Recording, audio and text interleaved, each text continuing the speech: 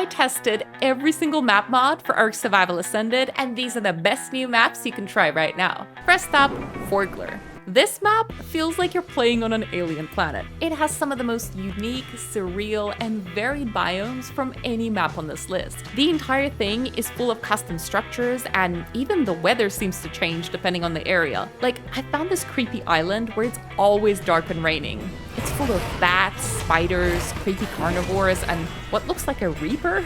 On the bright side, if you manage to set up a farm here, you'd never have to water your plants again.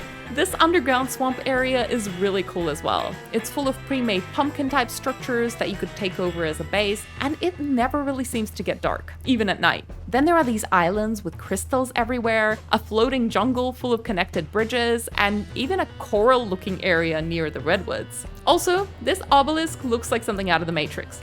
Really nice customization. While still in development, this map is very much playable in its current state, with 7 completed biomes already in the game. On full release, it'll have 7 more biomes for a total of 14, custom bosses, and a new unique creature. If you want to keep up with the progress and development, I'll put a link in the description below. Moving on to Temptress Lagoon, a map with a very unique concept. Now this one is a little earlier in the development cycle, with the first playable version released in January of 2024, but it's still very fun to explore. The idea behind it is that it'll feature a dynamic weather system, which will add an additional survival challenge. It also looks like it'll have some unique creatures. There's nothing about it in the description right now, but I stumbled across some awesome looking Temptress dragons while I was checking it out. In terms of biomes, it already has beaches full of alien looking palm trees, some spooky swamps, an underwater biome complete with alpha sharks and tusos, and a bunch of hidden oasis spots throughout the map.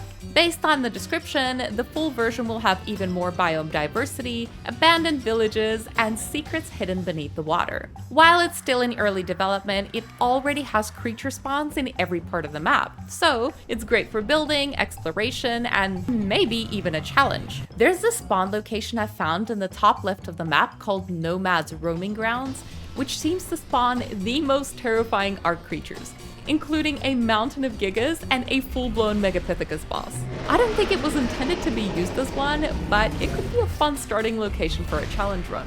Now we have Insaluna. This is another map with a lot of different biomes, and it comes with a companion creature mod that adds colorful dinos into the world. At the time of this recording, it's only 50% complete, but already has 13 distinct areas ready for exploration. While not as alien looking as some of the others on the list, it has its own unique design and layout. All the spawn points are located in the south, and with an area roughly 40% larger than the island, you'll need a fast mount if you want to explore the map and make it to the other end. The landscape is full of giant hills, massive caverns, and hidden valleys, and it runs the full scale of temperature from desert and lava areas all the way through to snow-covered mountains.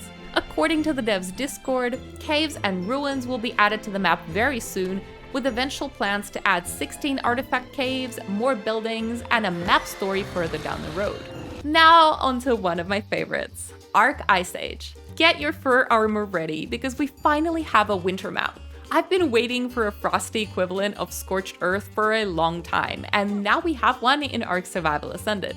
This is a beautifully decorated map that, according to the patch notes on Discord, is fully playable and complete with caves, artifacts, and bosses. And while the entire map is snow-themed, it's not all one biome. There are snow coasts, snow forests, snow-covered beaches, jungles, and underwater trenches to explore. Ice Age also has a lot of custom POIs with gorgeous luminescent areas, abandoned ancient structures, and statues made of ice.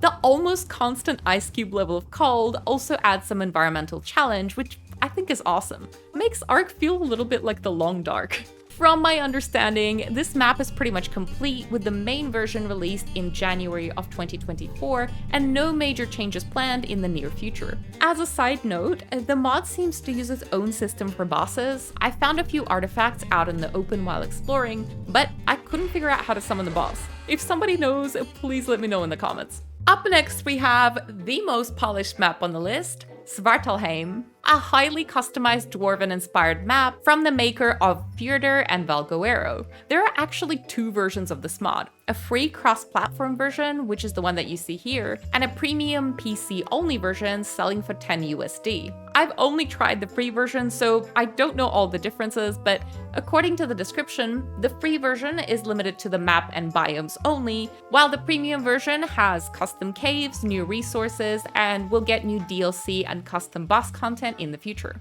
Now, the concept behind this map is really interesting. It rebalances the game by completely removing flyers.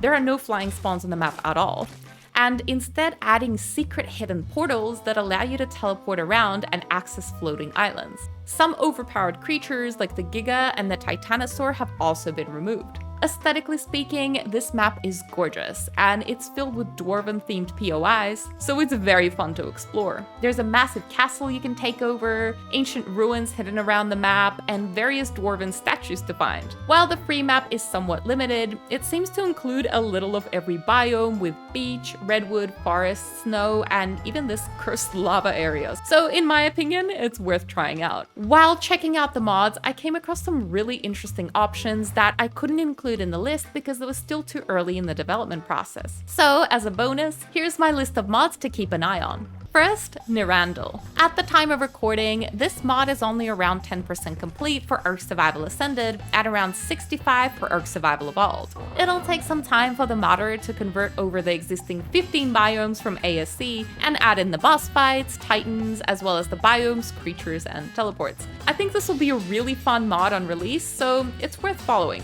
Amissa has a great concept for a map which is set around the ruins of an ancient civilization where you can find broken down castles and abandoned cities. According to the description, we can look forward to new caves, custom boss arenas and creatures, and more civilization ruins to explore on release. Reverence is another abandoned island full of gorgeous and unique POIs, but right now they're only cosmetic structures. There are plans to include hidden caves and fill the ruins with treasure to make this a very fun exploration map. I really like the aesthetic of this one, and I can't wait to see how it develops. ASA Descent plans to be a mostly underground map made up a series of cave systems that you can adventure through. I love the idea of this. I think this will be a really unique Ark experience, but we'll need to wait a little while as there's not yet enough content to play on this map. And lastly, Nirvana. This is the wildest Ark mod I've tried so far. It's a stylized map of some floating islands that you can run on old-gen graphics cards, but you'll need to install an additional mod called Cartoon Dinos for it to work. Complete with lollipop trees, a river of blood, and chocolate bars sticking out of the ground, it's so bizarre you probably wouldn't know it's Ark if I didn't tell you. At the time of recording this, dinos weren't spawning for me, but on release, this mod will have its own custom boss and cinematic, according to the description. Want more Ark mods? I got you. Check out this video right here.